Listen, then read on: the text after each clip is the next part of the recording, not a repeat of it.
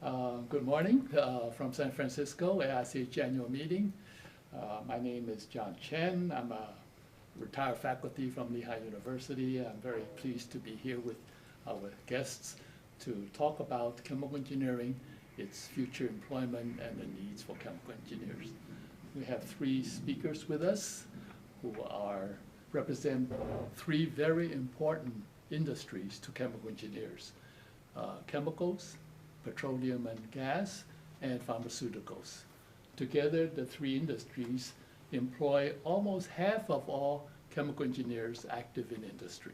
So these gentlemen represent a big chunk of, quote, the marketplace for chemical engineers. I'd like to introduce them to the audience at this time. We'll start with Steve Poehlein. Steve is principal of a consulting company, Elixir Pharma Consulting. Before he formed the company, he was vice president for many years of technology, global technology for Merck, representing the pharmaceutical industry. Next to Steve is Dr. Ashok Krishna. He is vice president for technology, downstream, and chemicals at Chevron, representing the petroleum industry. And on my right is Dr. Rui Cruz. He is Director of Research and Development for Dow Chemicals, and will be speaking for the chemical industry. Gentlemen, welcome, and thank you for being with us. I know that the young engineers students about to graduate will be very interested in your viewpoints on this. So let me ask to start off, for each of your industries, could you briefly describe the competence and talents that you look for in your young chemical engineers? The solid technical skills are the main aspect we look for, and they are the key deciding factor on when we interview and hire someone. And the ability to use those technical skills on solving the very challenging problems we have in the industry, and also then all the pluses are the soft skills, how they manage projects, how they can communicate their results, and how can they interact with others in other departments, functions, and sciences in the company. I would agree. That's very similar to what Chevron expects. I think solid grounding in chemical engineering fundamentals, the ability to take that theory that they've learned and apply it in practice. And I think right from the beginning of their careers, they're going to be wanting to communicate and convince people of either their projects or their ideas. And so articulating ideas, I think, is another key attribute. That's a great point. So I'll just emphasize as well that the fundamentals of chemical engineering is your entry ticket to the game. And without that, we wouldn't even be looking at anybody. But then I've done a lot of recruiting over the years with Merck, and I don't have a lot of time to talk about technical. I assume that a person comes to the table with that. So I focus on the soft skills, the leadership, communication, being able to apply and problem solve. Those things are critical to an employee's success once they show up in industry. Well, I'm hearing a lot of similarities in emphasis. When each of you have mentioned fundamentals of chemical engineering, I would take that to mean the core subjects of chemical engineering. What each of us study primarily in undergraduate with extension into graduate education.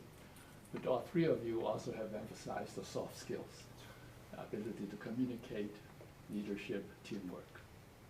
Yeah, that sums it up very well. And I would just say from the pharma industry, we have an extremely diverse portfolio of processes. And so there's no way that you can teach all those. And so it's the application of the fundamentals to these varied processes. And I think that's the case in all three of the industries. Right. Okay. In the case of petroleum industry, does that apply to both upstream and downstream? It does actually, John. In fact, the upstream business is booming, as you know, the oil and gas business is booming, and so they've been asking for more and more people from the downstream to come in, because facilities in upstream now, gas processing, heavy oil upgrading, are looking more like downstream businesses. And so in addition to meeting our own retirement wave issues in downstream, we now have to recruit people to be able to train them and That's pass along interesting. downstream. So really the Yeah. recruiting part of this is really going to boom as we look for more and more people going forward. So, And Rui, I know my own random observations.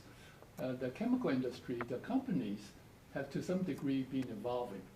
Okay, their product line certainly evolving in terms of changes, but has the skill set remained, the core has remained the same? The core remains the same. So what changes is the end application. Now we have processes which are working in conditions quite more challenging than in the past, or with fluids and solids which are a bit more challenging, but knowing well the unit operations, the transport phenomenon, we will allow them to apply it either in very traditional areas of chemical feedstocks or in some fringe areas where we actively develop applications like electronics, food and pharma, agricultural applications.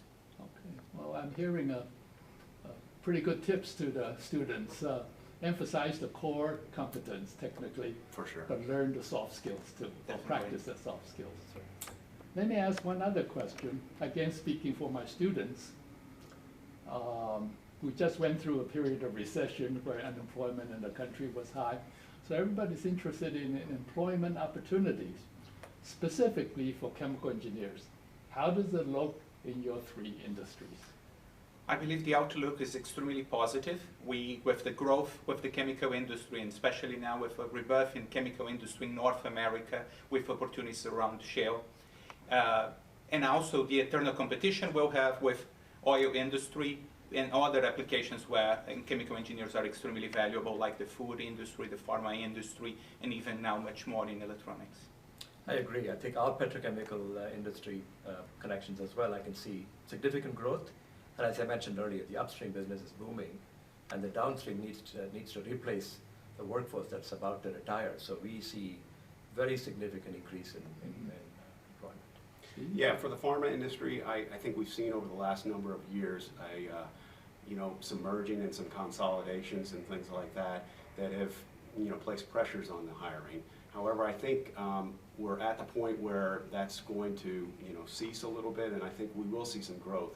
What I would offer up is that we are a very global industry, and so I think having a global perspective, the graduates, and being able to work in different cultures around the world, because our supply chains are extremely varied across the world, and so being able to pick up and move and go different places is going to be very valuable. But I think the outlook is good.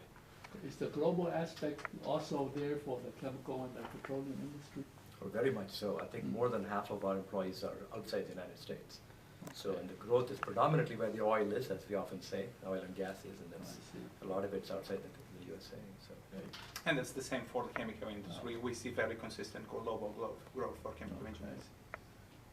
Well, I hear a great deal of consistency, which makes it a little bit easier for the academics in terms of what we should emphasize. I'm not sure we do it quite well enough, but what you've said in terms of the opportunities is that it's there, continues to be there, and may in fact grow for chemical engineers. Yep. exactly. Very good. I think I'm very glad because I have several of my children in this area. Tell them to become chemical engineers. Very good. Oh, well, thank you all for being here with us, and I should just mention that we look forward to your participation in the annual meeting of AICG plenary session, which we will express or examine more aspects of this issue. Thanks for the opportunity. Thank you very very much. much.